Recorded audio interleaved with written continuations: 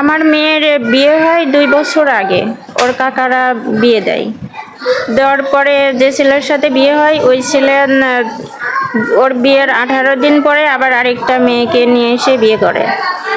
তারপর থেকে আমার মেয়েকে শারীরিকভাবে মানসিকভাবে নির্যাতন করে।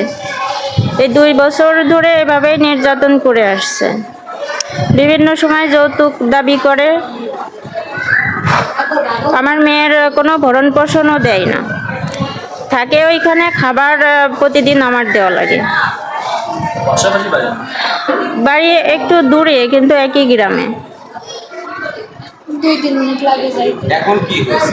এখন এইভাবে নির্যাতন করে আসছে। গত মঙ্গলবারের আগে আমার মেয়ে অসুস্থ ছিল, 8-10 দিন আগে। অসুস্থ থাকার পরে হসপিটালে ভর্তি ছিল।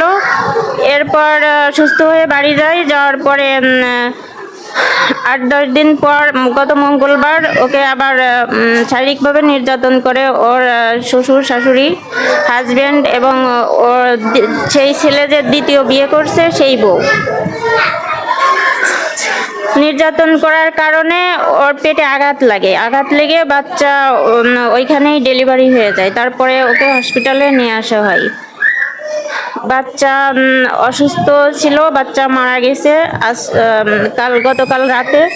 প্রশাসনের কাছে দাবি এটার জন্য সুষ্ঠু বিচার আমরা পাই। আমরা থানায় অভিযোগ করছি, কিন্তু ওইখানে এক পক্ষ তদন্ত করে আসছেন, অফিসার তদন্ত করে এসে আমাদের কাছে কোনো কিছু জিজ্ঞেস করেনি। আমার মেয়ের কাছেও আসেনি, আমার কাছেও আসেনি। কোনো কিছু জিজ্ঞেস না করেই একপক্ষভাবে ওই ছেলে আর ছেলের কাকি ওনাদের সাথে সাক্ষাৎকার নিয়ে ভিডিও করে এটা ওসির কাছে দিয়েছে। দেওয়ার পরে এখন ওনারা ওই একপক্ষভাবে বিচার করেই আমাদের কেস নিতে চাচ্ছেন।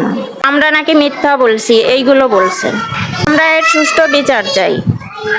আমি আমার সতীনেরও একটা বিচার চাই। আমার সন্তান আমার বুক খালি করে দিয়েছে, আমি এদের বিচার চাই। অনেক নির্যাতন করে, সবসময় যৌতুক দাবি করে যে এইটা নিয়ে আয়, ওইটা নিয়ে আয়। তোর আম্মুরা মাইনে নেয় না কেন? কিন্তু যে জায়গায় সতীন আছে, আমার বিয়ের 18 দিন পর আমার হাজবেন্ড আবার বিনা অনুমতিতে বিয়ে করে।